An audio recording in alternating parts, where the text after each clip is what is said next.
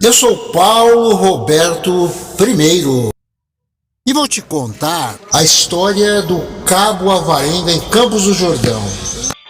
Primeiramente, eu preciso contextualizar essa história que se iniciou na cidade de Taubaté, pois eu conheci o Cabo Alvarenga ainda menino naquela cidade, amigo de uma família amiga comum nossa.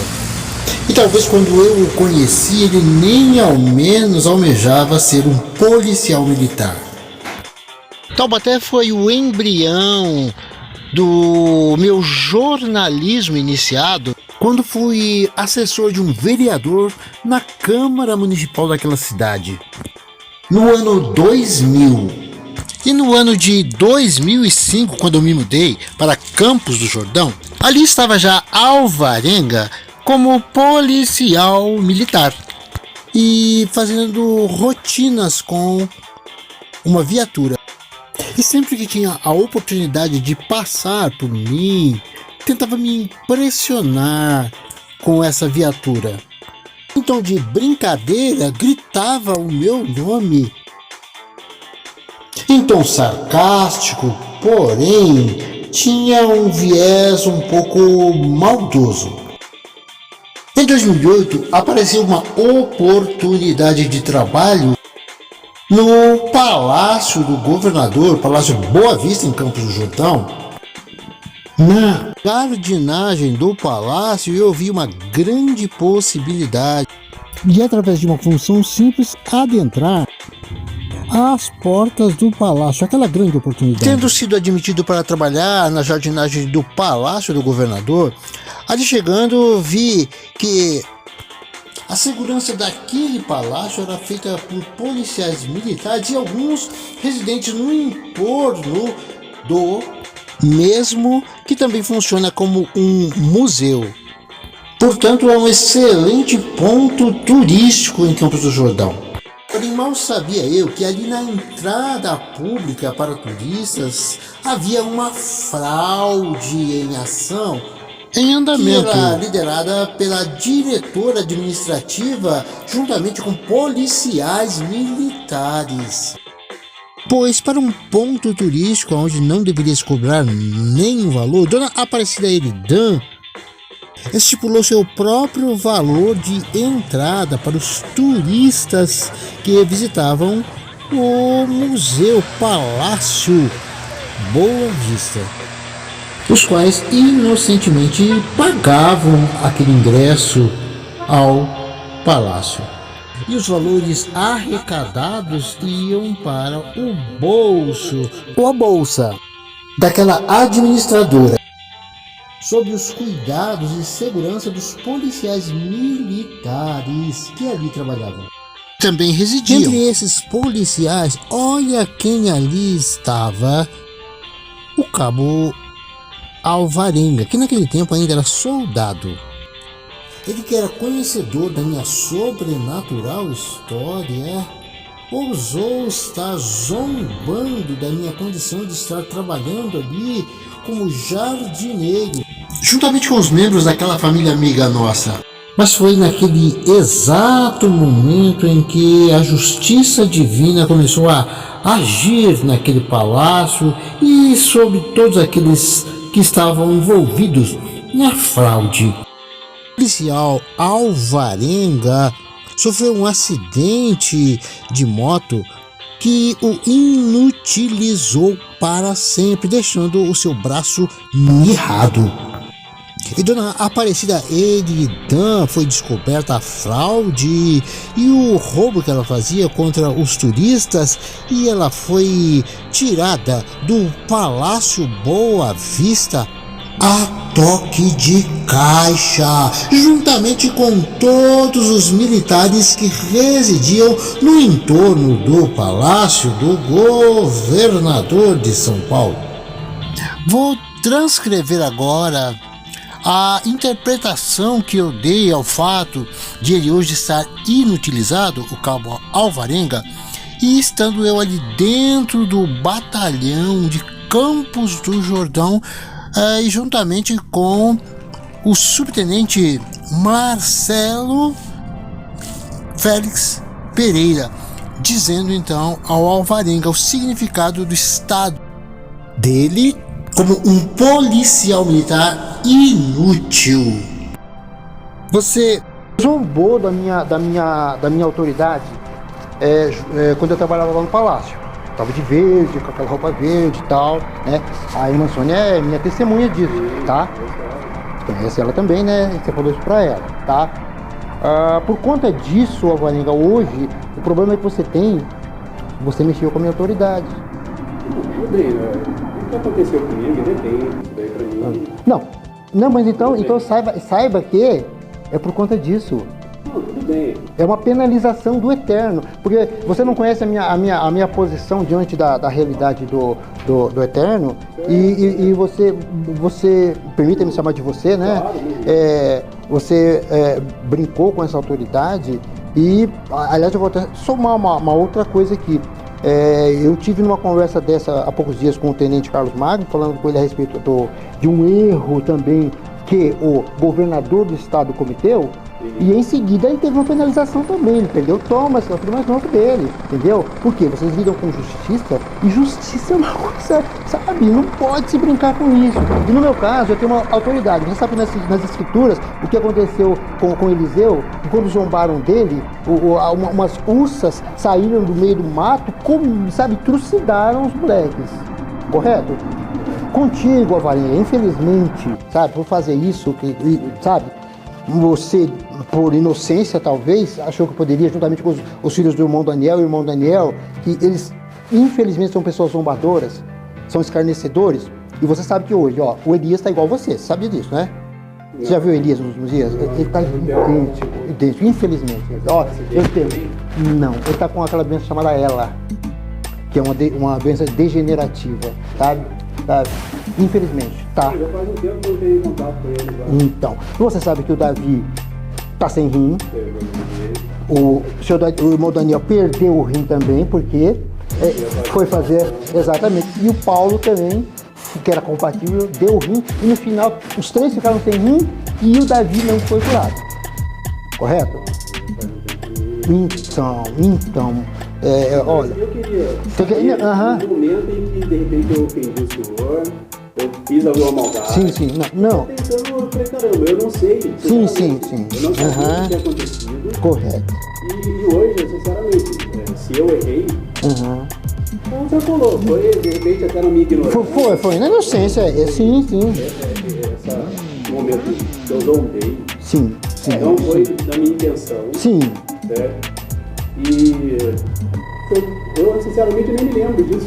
Então, mas eu vejo só. Assim, acho que a importância do negócio, de repente, Sim. uma brincadeira, mas maldade, exato, pode ter levado a isso. Exatamente. A questão é exatamente essa. Por essa inocência que não deveria ter acontecido, porque veja só, você não conhecia a minha autoridade, eu estou falando isso aqui diante de uma autoridade também, que é o subtenente, e então você ofendeu a minha autoridade inocentemente, entendeu? E isso acarretou o que está acontecendo até hoje, e não só com você, como com o irmão Daniel, Paulo, Elias. O Elias eu vi essa semana, fiquei triste mesmo, que eu olhei, ele está com o mesmo problema seu. Você vai vê-lo. Tá? Só que o seu foi por acidente, né? O dele uma doença degenerativa que segundo os médicos, ela vai evoluindo, ele vai ficar totalmente, sabe? Então. Eu até comentei, foi com um certo matizo na outra oportunidade. Sim. Certo. O que aconteceu? Eu sinceramente eu não sei. Correto. Aí eu falei, olha, tendo oportunidade, eu vou Sim. Correto.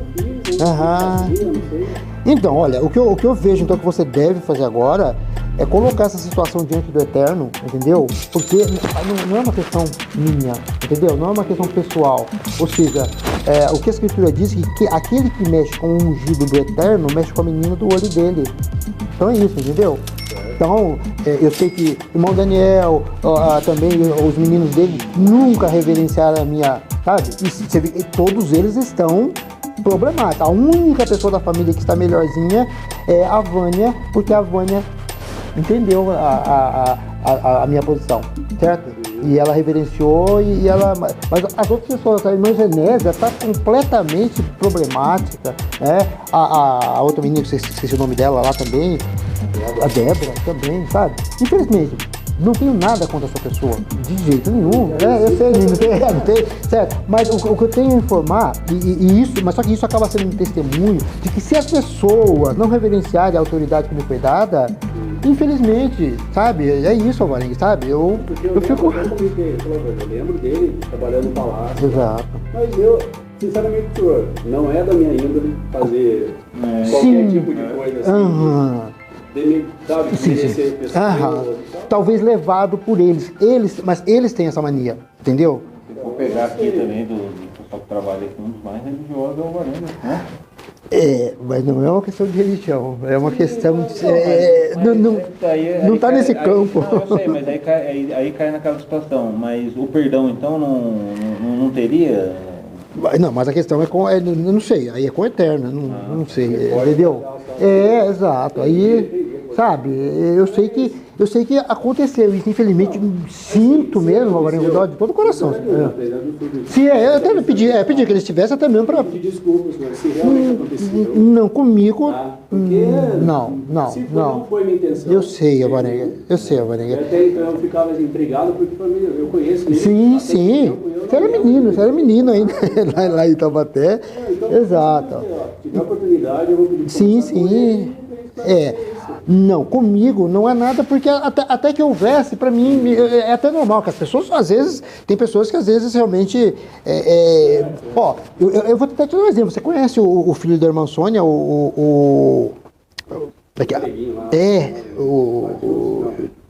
esqueci o nome dele agora. Você sabe quem é ele? Então, José Lu, exato.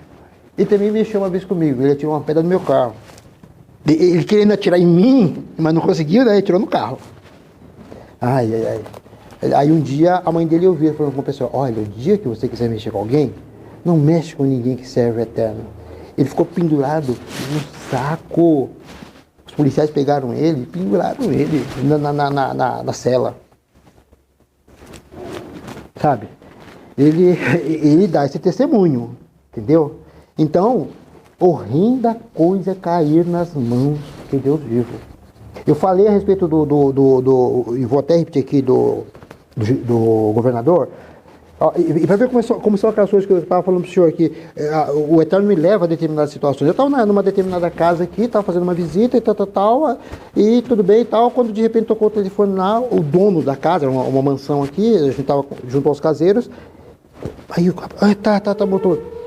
Pô, agora eu não vou poder precisar correr aí, porque o Geraldo Alckmin vai vir para cá amanhã. Sabe, era o patrão dele avisando ele que era para ele ajeitar tudo, porque o Geraldo Alckmin tá. Um dia que teve o Geraldo Alckmin e o Frank Aguiar. Então, só que veio tratar de coisas que não eram coisas justas. Veio escondido, um homem que tem um palácio aqui, que você sabe disso, tem um palácio aqui, para que ir para uma casa? E o secretário dele confessou a esse caseiro que ele estava lá escondido por causa dos manifestantes. Então, por quê? Então ele está sabendo que está fazendo coisa errada, e exatamente num bairro conhecido onde foi pego o FB, no mesmo bairro, que é a Vila Inglesa, entendeu? Então, escondido. Esse homem não poderia andar escondido, certo? Você está escondido é porque está fazendo coisa errada. Certo? Colocamos ele nas mãos do Eterno. Em pouco tempo, olha o que aconteceu. Perdeu o filho. Certo? Então, como eu estava comentando aqui com o subtenente, olha, não, o Eterno não faz acepção, seja o soldado, seja o cidadão, ou seja o governador, para ele é tudo a mesma coisa, tem que andar em retidão diante de tudo isso. Talvez o subtenente possa te emprestar um vídeo aqui que eu passei para ele, onde eu conto a minha história.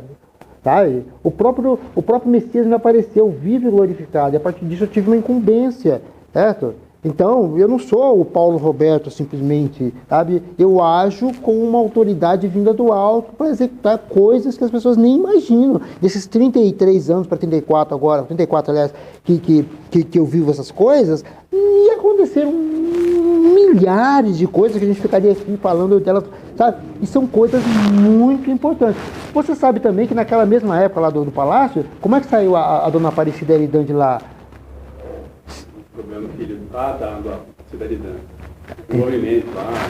Então, também colocamos na mão do Eterno. Ela saiu de lá, segundo uma pessoa me disse, a toque de caixa. Esse foi o termo que a pessoa usou, a toque de caixa. Sabe? Que ela também estava com envolvimento lá terrível, né? Então são essas coisas. O Eterno julga situações, sabe? Julga situações. Infelizmente eu tenho que usar como exemplo isso que aconteceu contigo, para que as pessoas acordem, para que as pessoas saibam que, sabe, opa. Assim, causa até um certo constrangimento em situações de sim, sem dúvida. Vem conversar comigo, sim. Não, então, mas eu até chamei o subtenente aqui para que né, ele fosse testemunha de que eu estou te contando com toda a abertura, o que foi que aconteceu, entendeu? Né? Exato. Infelizmente, eu sinto, sinceramente, sabe? Como que você tem idade de ser meu filho, os meus filhos têm a sua idade, entendeu? Então, eu não gostaria que isso houvesse acontecido, mas é uma penalização que vem dos céus, então eu também não posso fazer nada, e também não posso ter pena também, infelizmente, entendeu? Porque... Como eu já falei, se aconteceu de maneira que eu tenha falado... Sim. Foi, com certeza foi sem intenção nenhuma. Igual o senhor falou, foi levado a algum lugar. Seria mais ou menos, vou dar uma exemplificação. Uma pessoa que às vezes é presa porque é levado por alguns amigos com a situação e depois cai. Entendeu? Uma coisa mais ou menos assim, entendeu?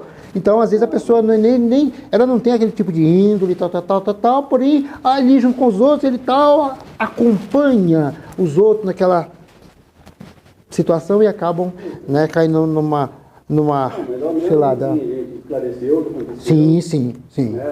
Da mesma forma que o senhor disse, não tem nada contra mim. Não, exato. Eu, sinceramente, sabe, eu sinto mesmo, mas não posso fazer nada, entendeu? Sinto mesmo, porque é uma marca, uma situação, né, desagradável e tal, mas é uma demonstração do poder do alto, e é isso que me, sabe... Mas é um testemunho que eu tenho de dar, entendeu? Ao mesmo tempo, é um testemunho que eu tenho de dar. Olha, cuidado. Eu já falei com pessoas aí, por exemplo, um soldado, você conhece o Éder, por exemplo, que está na Florestal agora, ele é daquela época também lá da... Falei, olha lá, cuidado. E ele ficou pianinho, certo? Porque não sou eu. Eu sou esse mortal. Mas...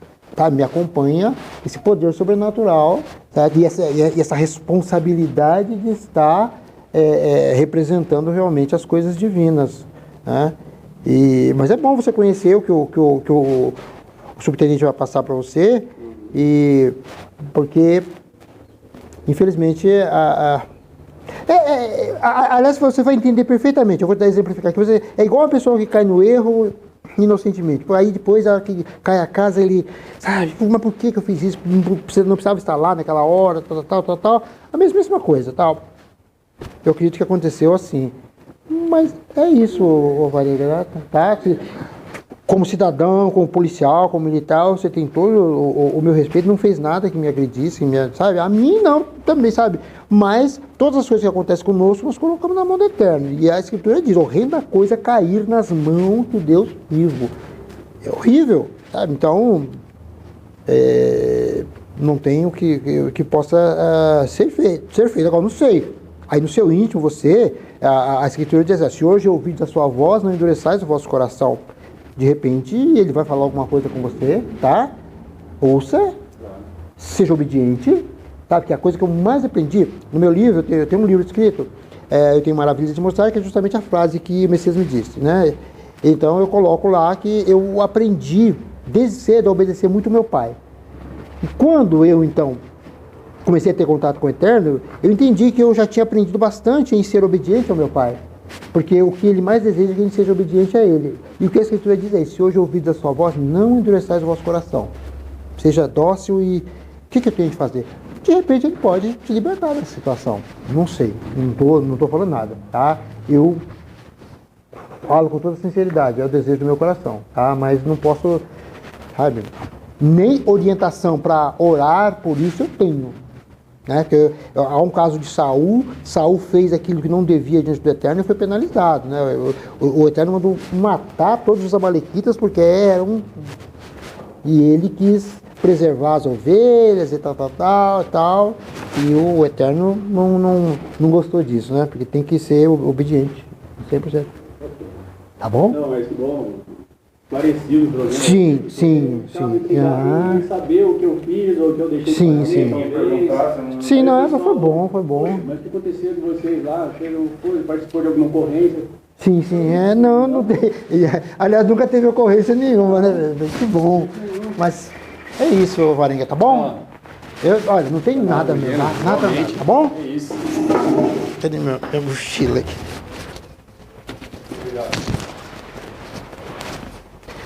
Então, sobrinho, foi oportuno. Tá, obrigado, viu? Outra. E qualquer dia eu venho conhecer o capitão. Como é que ele chama? Rivadavia.